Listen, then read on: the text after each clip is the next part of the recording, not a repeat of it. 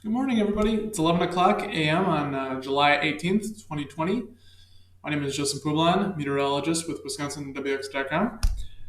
We're talking about severe weather, the threat here tonight, this evening. Right now, we are looking at the weather wall here in WisconsinWX.com, showing you, you're seeing a lot of salmon color out there. You're also seeing some pink fuchsia color out there near Minneapolis. That's a excessive heat warning.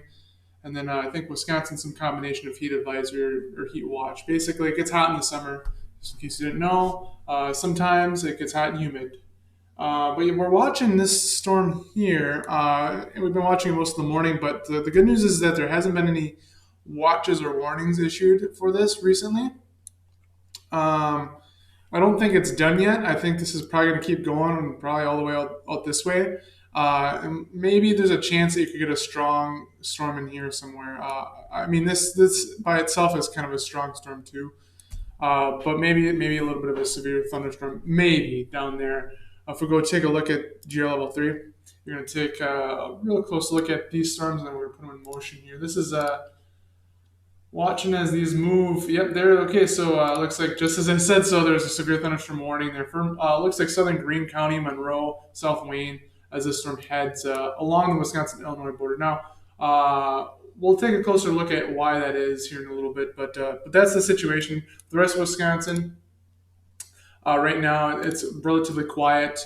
Let me go here. You're seeing here relatively quiet. So, the issues today in terms of the forecast are basically the positioning of this convective complex right now.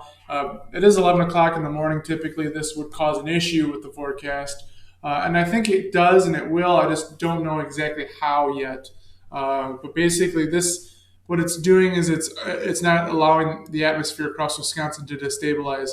Now, this afternoon, as this moves off to the east, it will destabilize and relatively quickly. It'll move on north, back in across the state. So, but yeah, I mean this is an issue here. So we'll see how that plays out. Should move off. Should allow for stabilization. Here is the latest ARW convective model forecast for tonight. Now, you can read this on the website about this storm event. Right now there are several scenarios. All of Wisconsin is pretty much at risk of a thunderstorm tonight, perhaps strong to severe. So we're hard, spatially, it's really hard to say which area is more at risk. And I don't think everybody will see a severe thunderstorm tonight. So it's just a matter of communication that's saying, yeah, it's probably going to happen somewhere, the severe weather, but it may not happen everywhere or necessarily where you live. So it's one of those situations we're going to have to kind of watch as it evolves. But here is the ARW forecast for tonight. Again, they're all a little bit different, showing activity basically emanating out of Minnesota. Now, this time right here is close to 7 p.m., right? So this is not an afternoon thing. This is an evening and after sunset, overnight type deal, probably. Again, this is close to sunset here.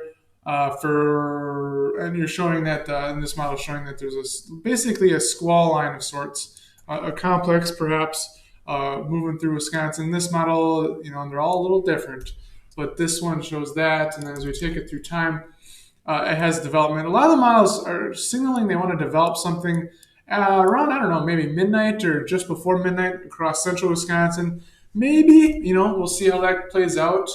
And then it has a strong storm. This one has a strong storm in east central Wisconsin at about midnight. So, that one. I'm not going to show you much of other ones. Well, I'll show you these, kind of the spread here. And actually, I haven't looked at this yet, so we're going to put that on. I mean, if you're looking at probabilities for strong storms, this model is showing you basically, looks like, I would say eastern Minnesota, northwest Wisconsin again, but we'll see how exactly that plays out. You're looking at a lot of different models here, and they're all kind of showing the same thing. Severe weather probably in this zone, but we'll see how it plays out. Because some of the models also have development down in here and are weaker. Like for the NAM, for example, has that complex kind of moving into basically this part of the state here. And then it also has this section developing here. So it's all kind of crazy. It's not like clear cut in any way. Yeah, maybe there's storms here, but what about down here? So anyways, that's that. One thing we're looking at now no, there's a watch, unlikely. Um, so the meso discussion out for southern Wisconsin right now. It's 11:07 a.m. Basically, they're just saying that a watch is unlikely, but they're monitoring the situation, right? Okay. The reason is because this is what I have plotted here is the surface-based CAPE plot, and it looks like there's close to 4,000 surface-based CAPE across southeast Wisconsin. So that's why I say as this storm moves in, probably not going to go away. Probably going to stay there, and probably going to have a strong, severe storm here somewhere. Okay. But rest of Wisconsin, remember, we have this big zone of clouds right here right now.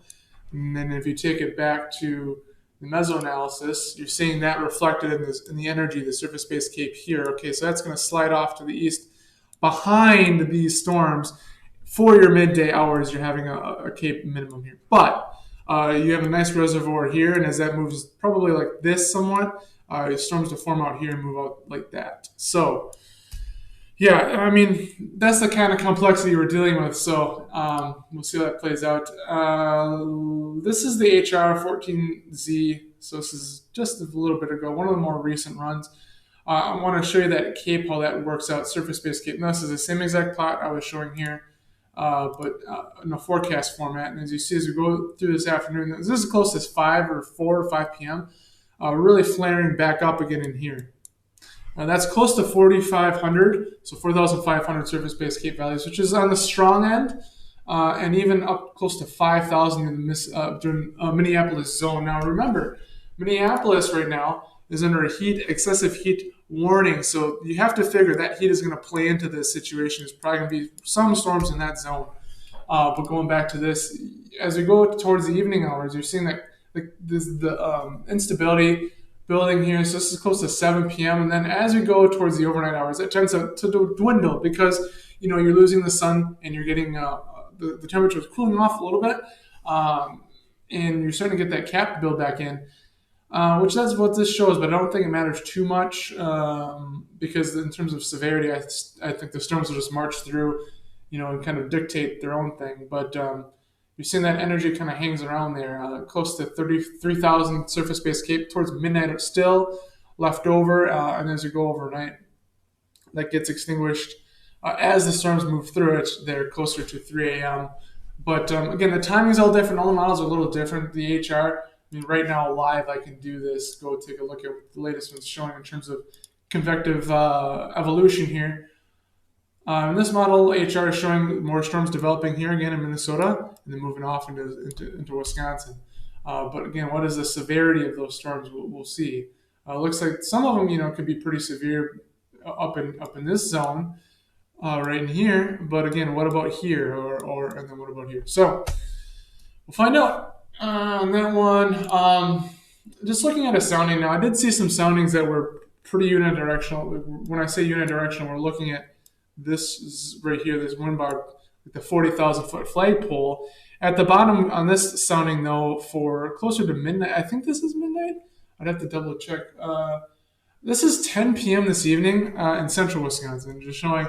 Looks like we have that low level jet cranking in, and then we have the 500 millibar jet up here. That's sort of, so you got this going on. So you get the hodograph here showing. I'm not going to go into detail on that, but basically the change in wind direction with height. So you do have that, but I think I've seen some soundings that are a little bit more unidirectional. And given the instability dominated mode of this event in the midsummer, you're going to tend to get the convective complexes with the damaging wind threat. I'm not going to go into too much detail on that. Here is the 11. This is the 12Z, 13Z convective outlook from the SPC showing all of Wisconsin at a slight risk, right? What does that tell you? It doesn't mean that everybody's going to get a storm. It just sort of means that within this zone, you're going to have storms here or there, and trying to figure out where they're going to be is basically the problem or the challenge right now. This is my outlook, and basically, I have a large target zone. I was going to do a severe, and then I thought, I just don't want to go down that route right now. I think we'd be better off treating it with watching it and then hammering it harder on a short-term basis. So just to say, yes, Wisconsin, there's a chance for severe thunderstorms tonight, and we're going to let you know exactly where those are going to be popping up as we go through the evening. So if you want any more information, right now I have it all written up, typed up, in more detail here on the WisconsinWX.com page. You can get there by going to the website and then just clicking on that yellow banner at the top right here, and that'll take you to it. Like I said, I'm going to be treating this with a lot of rapid fire updates, hopefully tonight. If you don't hear anything from me, then all is well, but I'll be watching closely. I'll be out in central Wisconsin. I'll be in this region, well, kind of in central Wisconsin, looking around in here to see if there's anything I can get to. Again, at the timing being, close to the sunset or even in the dark, I don't want to go too far, and I don't know if there's much purpose in chasing after dark at a distance. So, anyways, I hope this is helpful or informational. I'm just trying to tell you what I'm thinking, what we're kind of looking at. This needs to be updated to show those watch warning boxes down in here. The situation is complex, and I will do my best to keep you updated this evening. Thank you very much for watching, and I will talk to you later.